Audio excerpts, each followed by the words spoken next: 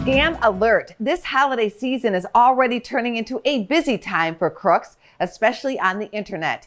Kasie Brill, the VP of Brand Protection and Strategic Initiatives at the U.S. Chamber of Commerce, is here with tips on how to tell if you're buying a genuine item or a fake. Good to have you here. And how big of a problem is the sale of counterfeit goods? Is it getting worse? Unfortunately, the problem is getting a whole lot worse. If you think about the magnitude of the problem, the global scope of physical counterfeiting amounts to a more than $509 billion problem. What can you tell us about the COVID pandemic and the increasing number and sale of counterfeit goods?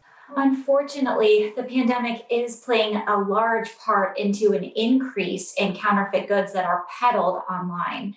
What we're seeing during this time is a lot more time spent at home, of course, but that means a lot more time spent online, and criminals know that.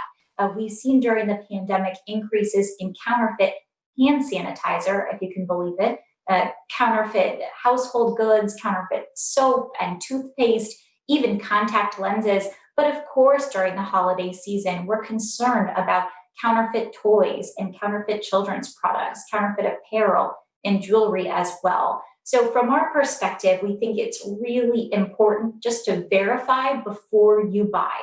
And so the Chamber has developed our top 10 tips to stay safe while shopping online. And just a few of those tips, essentially, first, trust your instincts. If it's too good to be true, then it probably is. And usually a clue is price point. Next, really insist on a secure transaction. So look at that S. Look for the S at the top of your search bar. If you see an S, then you're dealing with a secured vendor on the other end. You might also see a lock icon. And then lastly, guard your personal information closely. And this is true for the consumer as well as for a business. Don't give any credit card details or any personal financial details unless you know that the person on the other end is a secured party. Do you have any other tips before you take off? You can watch out for missing sales tax as well. Not your major online vendors, but if you're looking for something specific through a smaller retailer, watch to make sure that you are not missing sales tax. That's a great key. Also, understand where the product is coming from. The Chamber did a study just about a year ago that more than 86% of all counterfeits are coming from China.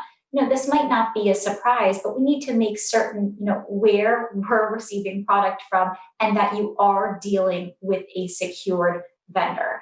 I think it's really important to report if you're getting a fraudulent product as well. So, we have various ways to report. You can look to the Consumer Product Safety Commission. You can, of course, contact your Better Business Bureau at any point. They're really good at following up on these leads.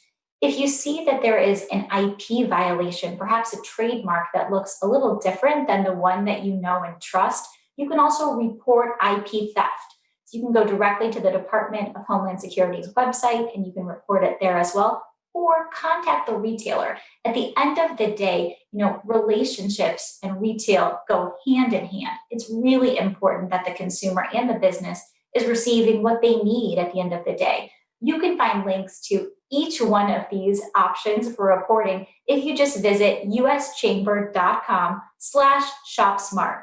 It's really great to have you here. Thanks so much. Oh, thank you so much. And careful where you click this holiday season. Be well, be safe. Happy holidays. For more Business First AM, check us out on social media. We're on Facebook, YouTube, and Twitter. And go to businessfirstam.com for where to see our show on TV.